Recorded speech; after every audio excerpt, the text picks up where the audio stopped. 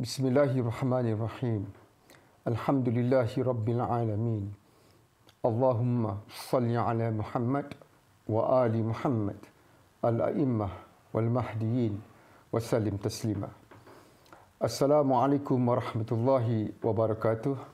Salam sejahtera, salam keamanan dan kasih sayang kepada kesemua sidang penuntut. Selamat datang dan selamat menonton episod ini dalam program Khazanah Mahdi yang bertajuk 7 Perjanjian dengan Tuhan. Sidang penonton, sejarah di antara manusia dan Tuhan adalah sebenarnya berkaitan perjanjian-perjanjian di antara Tuhan dan manusia. Perjanjian-perjanjian dengan ilahi ini mewajibkan manusia untuk mentaati para pembawa perjanjian-perjanjian ini, di mana perjanjian-perjanjian ini juga merangkumi syariat atau perundangan ke atas manusia yang juga wajib ditaati. Sidang penonton, istilah perjanjian banyak dinyatakan di dalam Taurat, Injil dan Al-Quran. Perjanjian dengan Tuhan disebut pertama kalinya di dalam kitab Kejadian, ketika Allah Subhanahu Wa Taala membuat perjanjian dengan Nabi Adam alaihissalam. Sidang penuntut, perjanjian bermakna kontrak persetujuan di antara dua pihak dan melibatkan komitmen dari keduanya. Perjanjian menyatakan terma-terma dan apa yang setiap pihak perlu lakukan jika salah satu pihak melanggar terma atau tidak melakukan apa yang termaktub di dalam perjanjian tersebut, perjanjian itu akan terbatal ke atas pihak yang melanggarnya.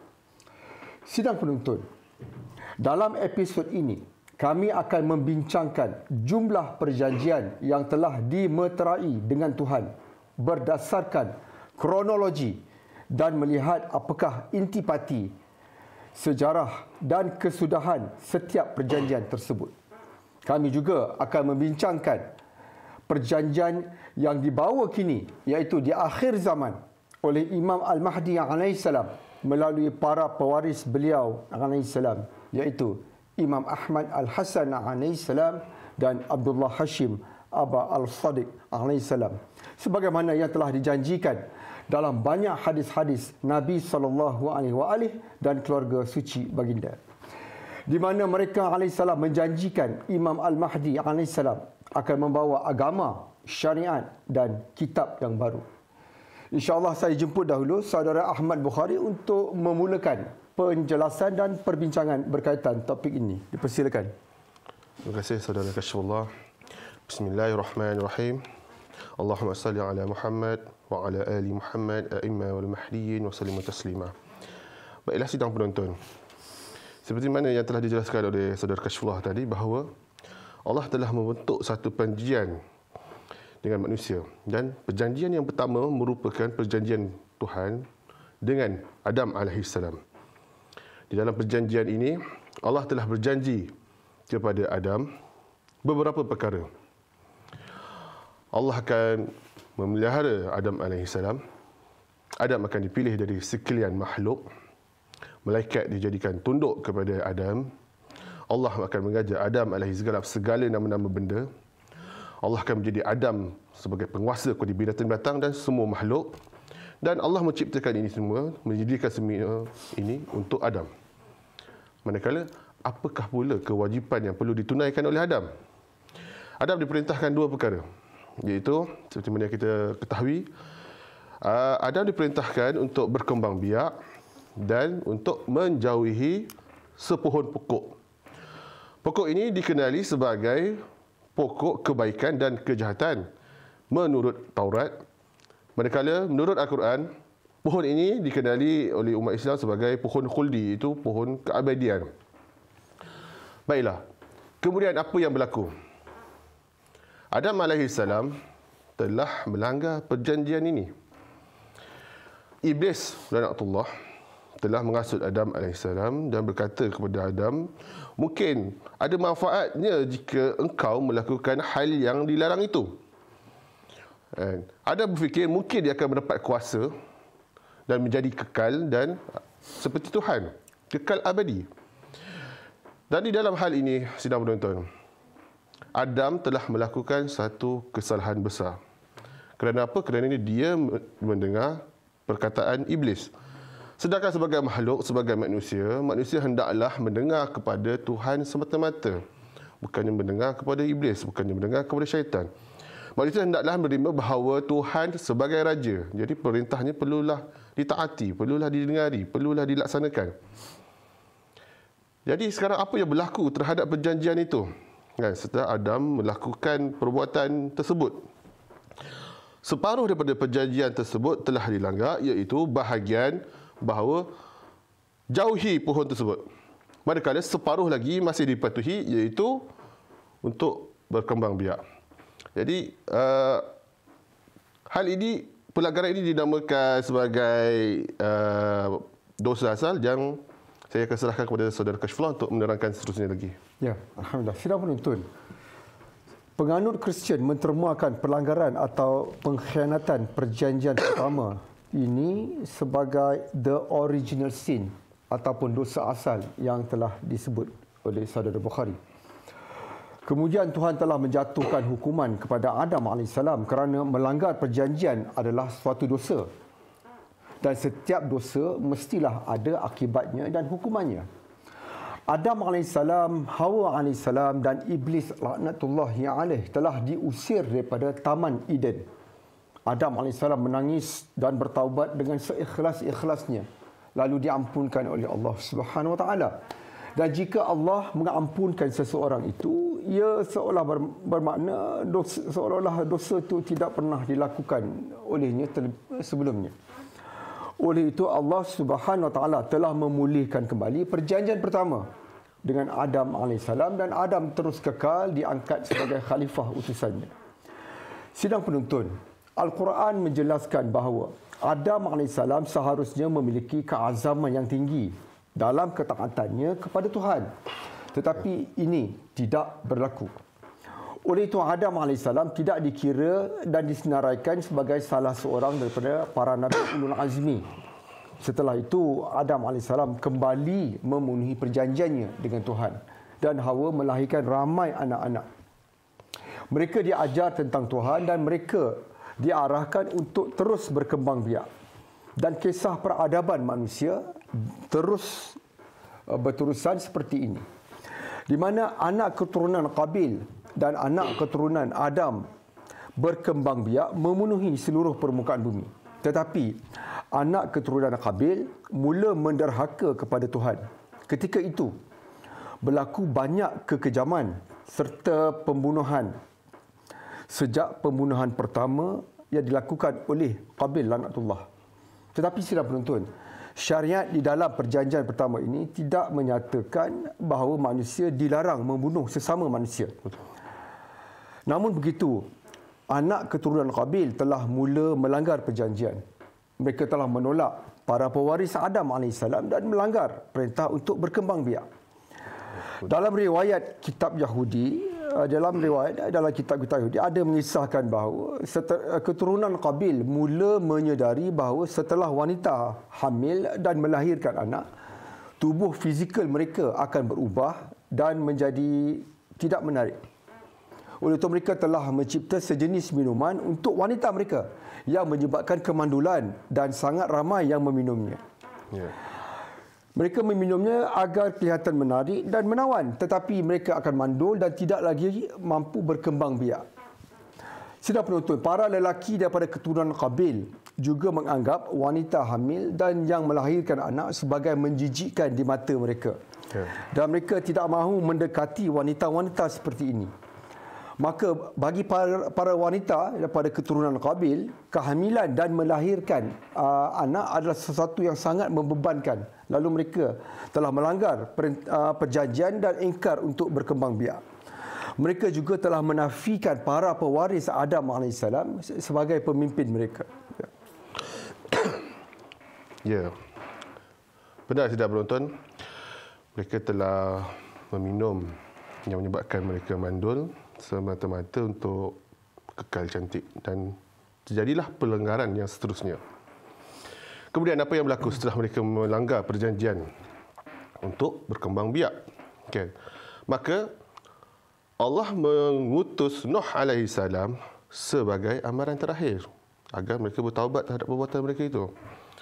Nuh alaihi salam memberi amaran kepada mereka jika mereka tidak bertaubat daripada perbuatan mereka itu, melanggar perjanjian dan melanggar perintah yang Allah perintahkan, mereka akan dimusnahkan dan mereka akan ditimpa dengan banjir.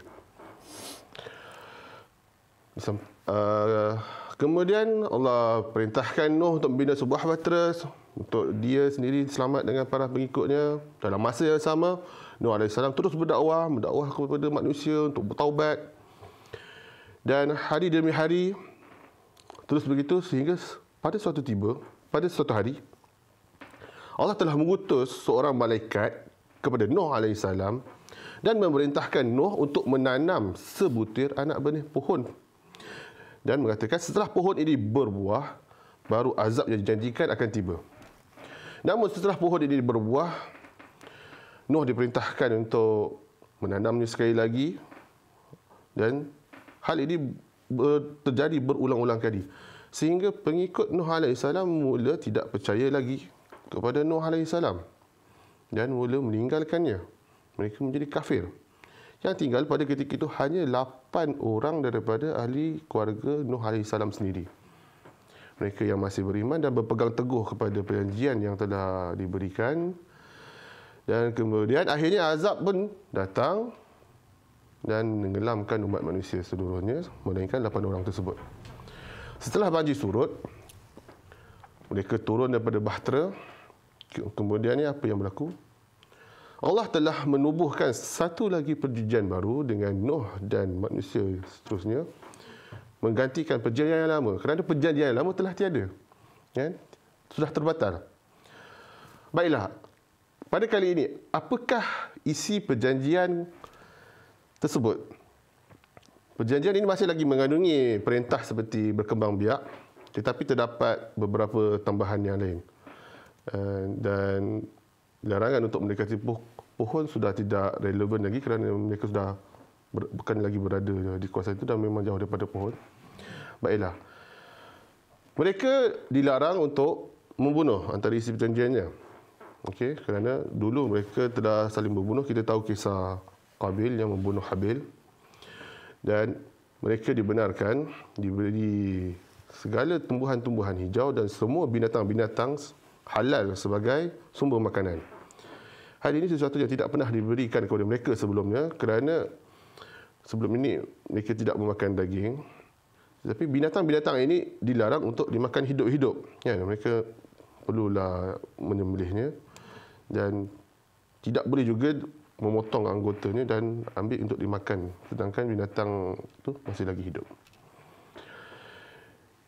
Mereka juga diperintahkan untuk mengorbankan binatang kepada Tuhan. Ya, barulah dagingnya boleh dimakan. Jadi sidang penonton, perjanjian kali ini menunjukkan satu rahmat baru yang telah dikurniakan Tuhan kepada umat manusia. Satu perjanjian lebih kaya, lebih luas, lebih sempurna. Sesuatu yang sebelum ini mereka tidak mampu melakukannya. Jadi sekarang jelas perjanjian telah terbentuk. Nuh terus mendidik manusia agar mentaati perjanjian ini. Okay, melarang manusia untuk melakukan pembunuhan dan mengajar untuk hidup aman dan damai, mengajar korban kepada Tuhan, menyuruh menyembah Tuhan dan terus menggalakkan, menyuruh manusia untuk terus berkembang biak. Generasi demi generasi datang seterusnya. Okay. Ketika itu seolah-olah Nuh adalah seperti Adam yang kedua, memula satu permulaan yang baru. Tetapi sebenarnya Nuh lebih sempurna daripada Adam kerana menurut Al-Quran Nuh termasuk sebagai nabi-nabi yang digelar sebagai ulil azmi, yang bermaksud nabi-nabi yang benar-benar menjaga perjanjian yang diberikan, tidak seperti mana Adam. Jadi Nuh AS menjadi khalifah Tuhan yang pertama yang benar-benar menjaga perjanjian, yang datang dengan peraturan-peraturan baru yang berbeza dengan peraturan di zaman Nabi Adam AS. Dan Yahudi dan Kristian memang tak dapat menafikan hal ini kerana kisah di sini memang terdapat di dalam kitab mereka, iaitu Taurat dan Perjanjian Lama. hal ini perlu kita ambil perhatian menunjukkan bahawa Allah sememangnya boleh menukar undang-undang. Okay? Allah boleh menukar undang-undang dan menambah undang-undang dan tidak statik. Tentang undang-undang tidak statik. Tapi perjanjian adalah konsisten. Manusia perlu taat kepada perjanjian. Tetapi Allah bebas untuk mengubah isi kandungan perjanjian tersebut. Okay. Jadi semua manusia kekal dengan perjanjian ini dan sehinggalah tiba kepada zaman Nabi Ibrahim alaihissalam. Ya. Sidang penonton, raja pada zaman kelahiran Nabi Ibrahim alaihissalam mempunyai ramai ahli-ahli nujum. Dan ahli-ahli nujum ini meramal berdasarkan pergerakan bintang-bintang. Raja ini telah menerima satu ramalan yang mengejutkan beliau, iaitu bahawa akan lahir seorang bayi yang akan membesar dan akan mengancam pemerintahannya. Dan oleh kerana raja ini takut kehilangan kuasa, raja ini telah mengarahkan serta-merta agar semua bayi yang baru dilahirkan dibunuh. Tetapi sidang penonton, Nabi Ibrahim AS alhamdulillah telah terselamat kerana ibunya telah menyembunyikannya di dalam sebuah gua. Kemudian Ibrahim AS membesar dengan pantas dan menjadi seorang anak yang bijak dan dilantik oleh Allah sebagai seorang Nabi. Ibrahim AS mengecam penyembahan berhala-berhala dan beliau AS telah menghancurkan berhala-berhala itu dan meletakkan kapak di tangan berhala yang terbesar di dalam kuil. Yeah. Beliau juga sentiasa merenung dan bertadabbur melihat matahari, bulan dan bintang dan bertanya apakah mereka perkara-perkara ini adalah Tuhan dan mengatakan bahawa tidak mungkin semua itu adalah Tuhan. Yeah. Ini kerana sidang penonton, manusia ketika itu mereka menyembah matahari, planet-planet, bintang-bintang, berhala dan semua benda selain daripada Allah Subhanahu Wa Taala. Yeah. Manusia ketika itu sudah jelas tidak lagi berada di atas agama yang dibawa oleh Nabi Nuh AS. Dan mereka juga telah melantik seorang daripada kalangan mereka sebagai raja mereka, iaitu seorang pemburu yang hebat bernama Namrud laknatullah. Dengan khalifah Allah yang benar. Ya. Jadi Namrud laknatullah ini telah memerintah dan mempunyai cita-cita yang sangat tinggi. Ya. Dia ingin mencipta satu dunia di bawah satu pemerintahan. Sama macam yang sedang berlaku, usaha nak mencipta one world system. New world order. Yeah. New world order. Yeah. Jadi Namrud dah mula kerja ni. Dan Namrud telah membina sebuah menara yang tinggi menjulang ke langit yang dipanggil Menara Babylon. Namrud laknatullah dan rakyatnya ingin membunuh Tuhan. Mereka ingin meninggikan kedudukan mereka dan mereka mengumumkan ketuanan manusia. Mereka ingin menyatakan bahawa merekalah Tuhan. Oleh itu mereka telah menangkap Ibrahim AS dan melontarkan beliau ke dalam api. Tetapi api tidak membakar beliau. Sidang penonton, ketika manusia pada zaman itu tidak beriman, ya, dan mereka ini bertindak seolah-olah mereka tidak tahu pun bahawa ada perjanjian yang telah terjalin antara manusia dengan Tuhan sebelumnya. Akibatnya sidang penonton, perjanjian Nuh AS terbatal. Umat Nabi Ibrahim mereka menyembah tuhan-tuhan palsu dan mendakwa mereka berhak membuat syariat dan peraturan sendiri. Maka Allah telah menghukum mereka. Tetapi sidang penonton, kali ini hukuman yang Allah turunkan berbeza dengan hukuman yang diturunkan dan ditimpakan ke atas kaum Nuh AS. Ini kerana Allah sudah berjanji setelah peristiwa banjir tersebut bahawa Allah tidak akan menghancurkan lagi seluruh permukaan bumi dengan banjir. Yeah. Sebaliknya Allah telah mengazab mereka ini dengan menjadikan mereka keliru dengan bahasa-bahasa mereka. Yeah. Akibatnya mereka saling tidak memahami di antara satu sama lain kerana wujudnya pelbagai bahasa yang berbeza dan asing di antara mereka. Yeah, lalu mereka telah berpecah belah dan mereka tinggal secara bersendirian dalam kumpulan-kumpulan kecil dan negara-negara yang kecil. Dan mereka akhirnya saling berkonflik, berperang dan menjadi mundur. Sidang penonton, Allah Subhanahu Wa Taala telah membuat satu perjanjian baru dengan Ibrahim AS, iaitu perjanjian ketiga. Allah telah memberikan Ibrahim AS dan keturunan beliau AS tanah daripada sungai Nil sehinggalah ke sungai Furat. Dan Ibrahim dan keturunannya diperintahkan sekali lagi untuk berkembang biak. dan meneruskan syariat Nabi Nuh AS. Tetapi kali ini dalam syariat yang baru ini ditambah dengan perintah berkhatan atau sunat ke atas lelaki. Oleh itu sidang penuntun, di dalam Islam Ibrahim AS adalah salah seorang Nabi Ulul Azmi. Dan menurut riwayat Ahlul Bait, para Nabi Ulul Azmi ini adalah Nabi-Nabi yang datang dengan perjanjian dan syariat yang baru. Oleh itu para Nabi di antara Nuh dan sebelum Ibrahim AS telah mengguna pakai dan mengamalkan dan mengikuti perjanjian dan syariat Nabi Nuh. Ini bermakna para Nabi Ulul Azmi adalah lebih istimewa daripada para Nabi yang biasa. Baiklah, sidang penonton. Kemudian, apa yang berlaku? Ibrahim AS dan keluarganya serta pengikutnya terus berpegang kepada perjanjian dan terus melaksanakannya. Mereka berkembang biak sebagaimana yang telah dijelaskan tadi, melakukan perintah Allah dan berkhatan.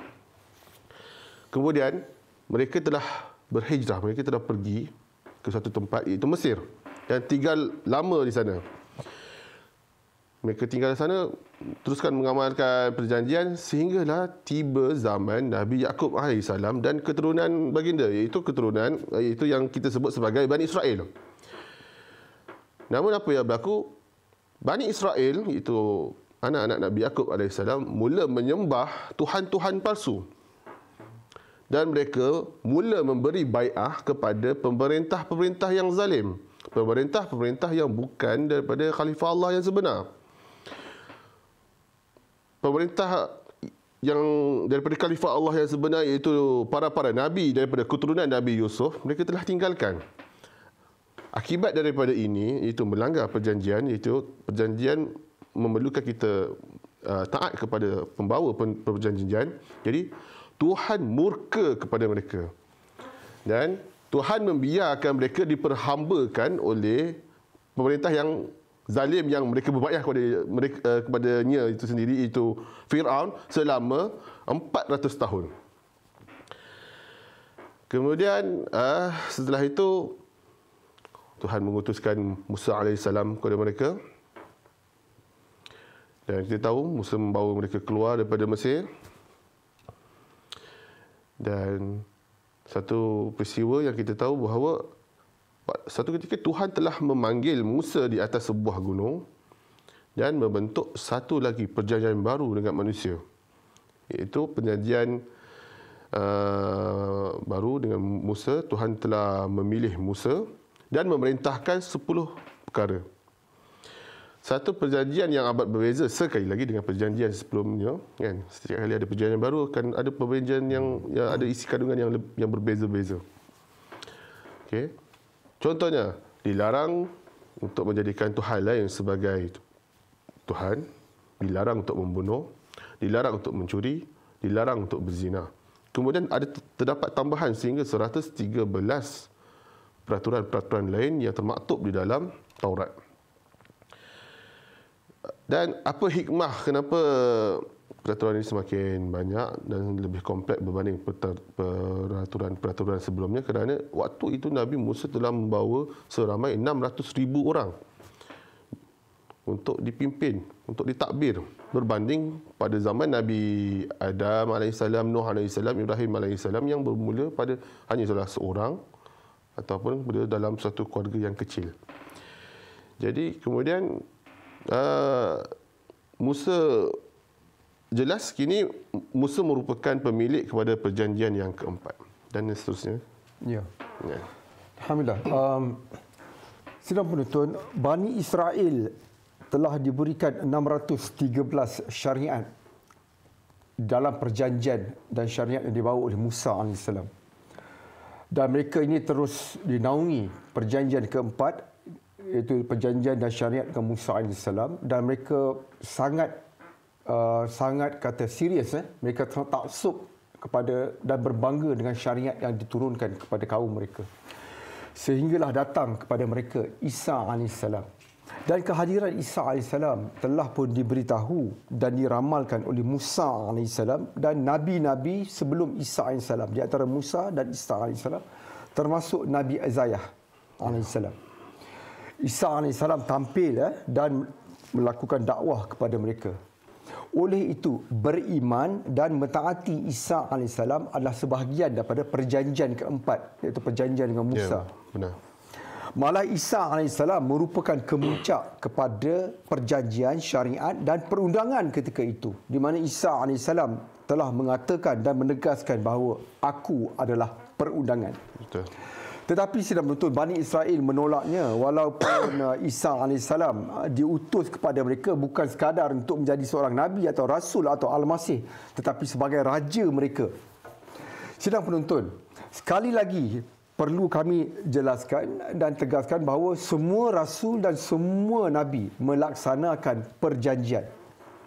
Tetapi perjanjian itu tidak semestinya perjanjian baru. Contohnya Daud AS hanya melaksanakan dan mengekalkan apa yang dibawa oleh pembawa syariat sebelumnya, iaitu Nabi Musa AS. Ya.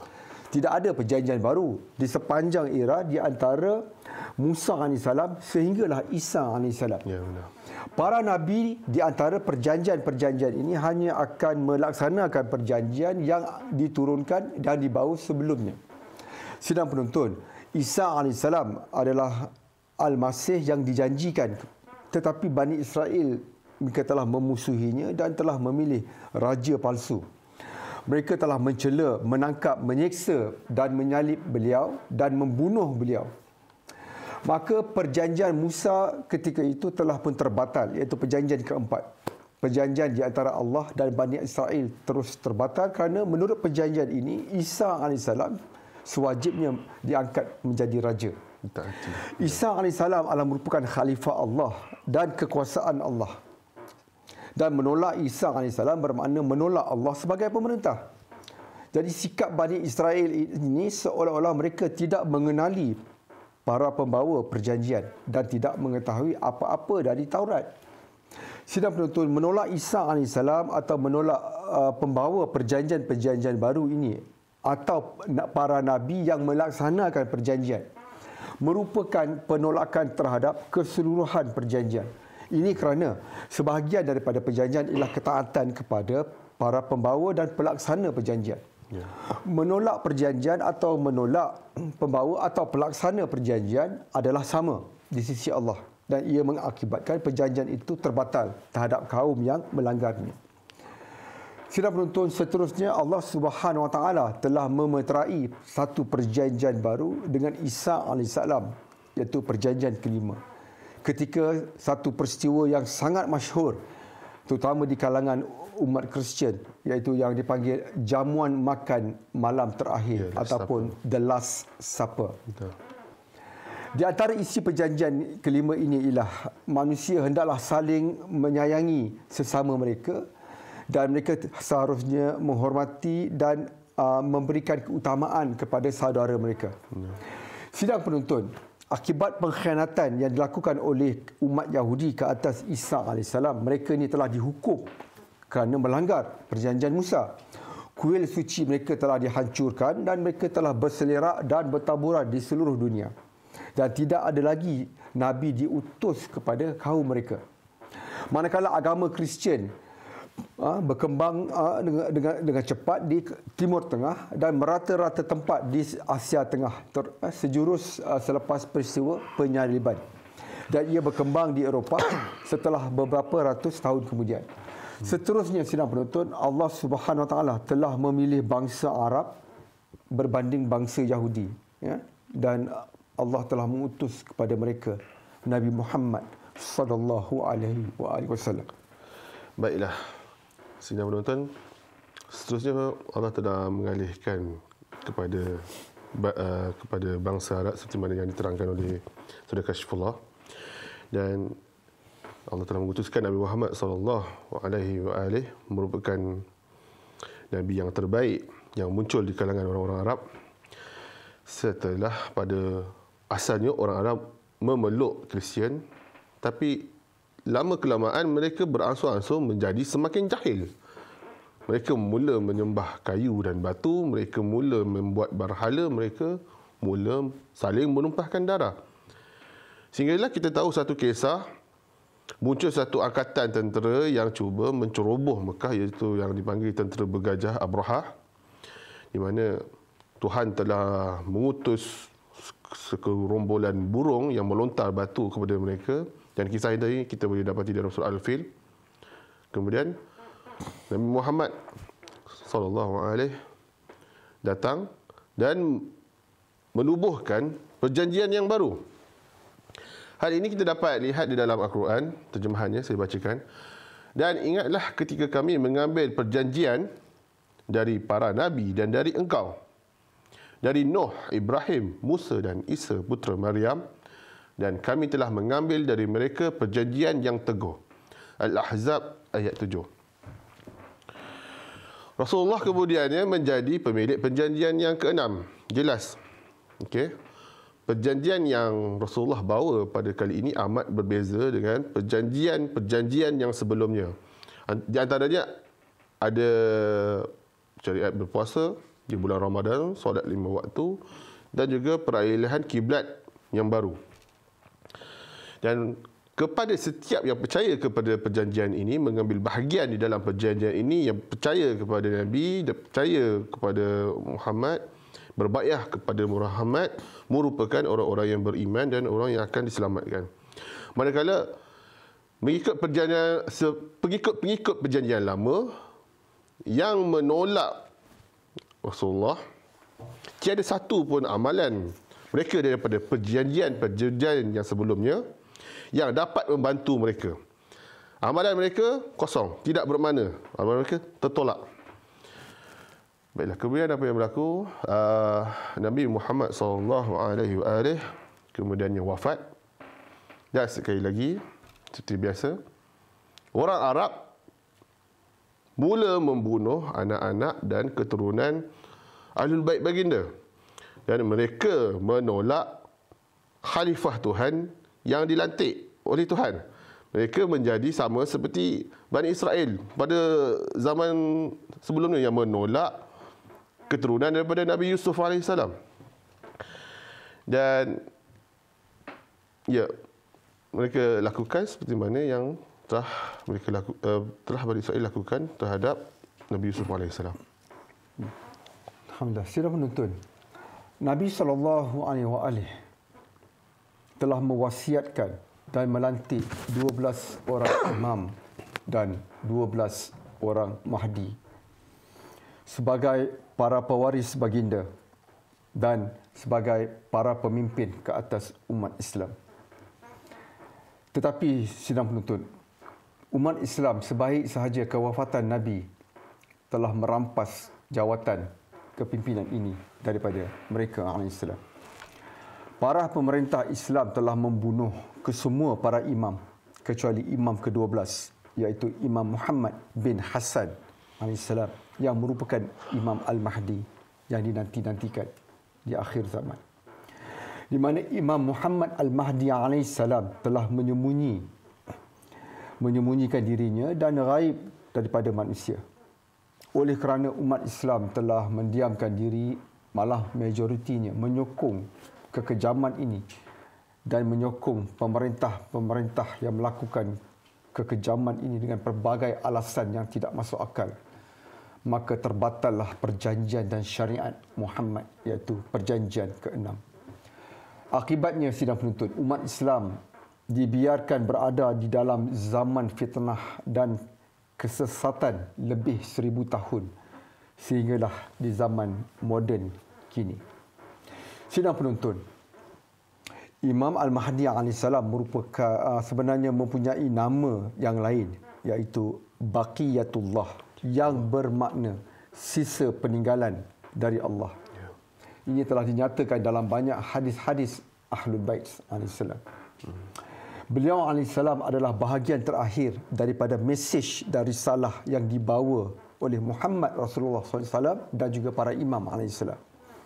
Beliau alaihissalam adalah bahagian terakhir daripada tauhid dan huruf terakhir daripada kalimah La ilaha illallah. Sidang penuntun, Imam Al-Mahdi AS telah muncul kembali kepada Imam Ahmad Al-Hasan AS Dan pada tahun 1999, beliau alaihissalam telah mengutus Imam Ahmad Al-Hasan alaihissalam ke Iraq sebelum berlakunya penjajahan Amerika Syarikat.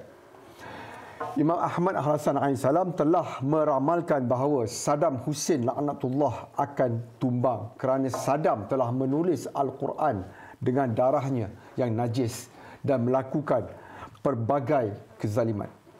Saddam laknatullah ditumbangkan oleh Amerika dan Amerika telah masuk ke bumi Iraq membawa satu sistem yang dilaknat, iaitu sistem demokrasi, iaitu sistem Dajjal laknatullah. Ya. Sistem ini adalah sistem yang menentang ketuhanan Allah, di mana sistem demokrasi membenarkan manusia memilih pemimpin mereka sendiri dan bukannya Allah yang melantik. Sistem ini tidak memberi apa juga ruang untuk Allah memilih pemimpin. Benar. Seterusnya, sidang penonton, para ulama di Iraq mula berdakwah kepada manusia agar menyokong dan mengundi pemimpin mereka di Iraq. Dan kita dapati malangnya, kesemua para ulama di seluruh dunia, termasuk di Malaysia, di Indonesia, di Brunei, terus memperjuangkan demokrasi dan sistem beraja atau monarki, atau apa juga sistem di mana manusia yang memilih pemimpin mereka dan bukannya Tuhan. Sidang penonton, Imam Ahmad Al-Hasan alaihissalam adalah satu-satunya di Iraq dan di dunia ketika itu yang menyeru manusia bahawa Allah Subhanahu Wa Taala sahaja yang berhak memilih pemimpin dan menegaskan bahawa Allah melantik pemimpin-pemimpin ke atas manusia melalui wasiat-wasiat para khalifah dan utusannya. Kerajaan Iraq dan manusia ketika itu menolak perkara ini dan para ulama mereka di Iraq telah mengeluarkan fatwa agar Imam Ahmad Al-Hasan alaihissalam dibunuh dan telah berlaku banyak percubaan untuk membunuh beliau alaihissalam. Oleh yang demikian, Imam Ahmad Al-Hasan alaihissalam telah menyembunyikan diri dan muncul kembali pada tahun 2015 kepada beberapa ansar yang paling beriman, termasuklah Abdullah Hashim Aba Al-Sadiq alaihissalam, Mahdi kedua. Sidang penonton, kini kita berada di dalam perjanjian ketujuh, di mana perjanjian ketujuh ini telah ditubuhkan. Dan kami menyuruh dan memanggil kesemua manusia di seluruh dunia kepada Imam Al-Mahdi alaihissalam, Imam Ahmad Al-Hasan alaihissalam dan Abdullah Hashim Aba Al-Sadiq alaihissalam dan perjanjian ketujuh ini. Sidang penonton, inilah perjanjian baru dan yang terakhir di antara Tuhan dan manusia yang telah dijanjikan oleh Nabi SAW dan Ahlul Bait alaihissalam. Mereka alaihissalam telah menjanjikan bahawa di akhir zaman tidak ada yang tinggal daripada Islam melainkan namanya, dan tidak ada yang tinggal daripada Al-Quran melainkan tulisannya. Dan manusia-manusia berdabik dada mengaku diri mereka Islam, mengaku mereka mukmin, mengaku mereka umat Nabi Muhammad, tapi mereka paling jauh daripada Islam. Para ulama Islam pula dinyatakan dalam banyak hadis-hadis merupakan sejahat-jahat makhluk di bawah lindungan langit. Ya, benar. Dan mereka adalah musuh utama, musuh yang paling utama menentang Imam Al-Mahdi alaihissalam. Sidang penonton, Imam Al-Mahdi alaihissalam dijanjikan datang membawa kitab, syariat dan agama yang baru, Islam yang baru. Imam Al-Mahdi alaihissalam akan membawa manusia kepada sesuatu yang telah mereka lupakan. Imam Al-Mahdi alaihissalam akan menyebarkan 27 huruf ilmu, di mana sebelumnya hanya 2 huruf sahaja yang diketahui oleh manusia. Seterusnya, memang terdapat satu riwayat yang jelas daripada Ahlul Bait alaihissalam yang menyebut bahawa Al-Qaim akan memerintah dengan perintah Daud dan akan memerintah dengan perintah Adam dan akan memerintah dengan perintah Muhammad dan akan memerintah dengan perintah para nabi dan para utusan sebelumnya. Jadi, hal ini jelas menunjukkan bahawa perintah, iaitu undang-undang, boleh berubah-ubah. Terdapat riwayat yang lain yang menyatakan manusia ketika itu akan membantah Al-Qaim kerana dia melakukan dan mengamalkan sesuatu yang manusia tidak biasa. Mereka menyangka Al-Qaim telah melanggar peraturan yang diajarkan kepada mereka sendiri sebelum ini. Sedangkan jelas peraturan sentiasa akan berubah dan sentiasa akan ada perkara-perkara yang baru. Jadi, kisah perjanjian merupakan kisah hubungan manusia dengan Tuhan dan juga merupakan kisah kegagalan manusia untuk berpegang kepada perjanjian. Kerana itulah perjanjian perlu dibentuk dari semasa dan ke semasa. Dan kini kita perlu sedar bahawa kita sedang hidup di dalam era perjanjian yang baru daripada Tuhan, yang merupakan perjanjian yang terakhir, yang paling sempurna. Tuhan menawarkan perjanjian yang terakhir ini dengan mengutuskan para Mahdiyun yang menyuruh kepada manusia agar manusia dapat mendengar perkataan daripada Tuhan. Jika tidak, Tuhan akan menimpa kepada mereka seperti mana yang telah ditimpakan terhadap pelanggaran-pelanggaran perjanjian sebelum ini. Dan menurut riwayat, hukuman bagi pelanggaran kali ini merupakan Al-Qaim dan para sahabat-sahabatnya itu sendiri. Mereka lah yang akan diutuskan sebagai banjir besar, sebagai pekeliru terhadap bahasa, sebagai pemecah belah bangsa, sebagai hukuman terhadap umat Muhammad yang telah membantai para ahlul baitnya, yang membantai keturunannya, sebagai pembalasan dendam terhadap mereka. Melainkan mereka bertaubat dan kembali kepada ketuhanan Tuhan. Mereka hendaklah kembali menegakkan perjanjian antara Tuhan dan manusia. Jadi kita perlu sedar saat ini merupakan saat-saat yang terakhir, merupakan saat-saat yang kritikal, perjanjian yang terbaru dan terkini dan terakhir, dan merupakan seolah-olah Nuh alaihi salam sedang memanggil manusia untuk menaiki bahtera sebelum banjir. Dan kita tahu bahawa apabila banjir itu berlaku, dan banjir itu akan berlaku secara tiba-tiba. Ya.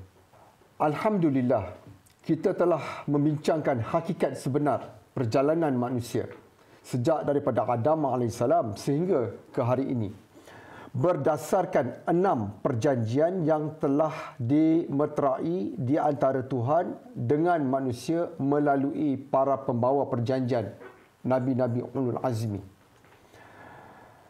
Dan kita telah membincangkan bagaimana 6 perjanjian ini telah pun dikhianati oleh manusia. Sidang penonton, kita kini wajib sedar dan belajar daripada kesilapan umat-umat terdahulu. Kenapa? Kerana kita kini berada di akhir zaman dan kita diberikan peluang terakhir untuk beriman dan mentaati perjanjian dengan Tuhan, iaitu perjanjian yang ke-7 yang dibawa oleh Imam Al-Mahdi AS melalui para pewaris beliau AS, iaitu Imam Ahmad Al-Hasan AS dan Abdullah Hashim Aba Al-Sadiq AS.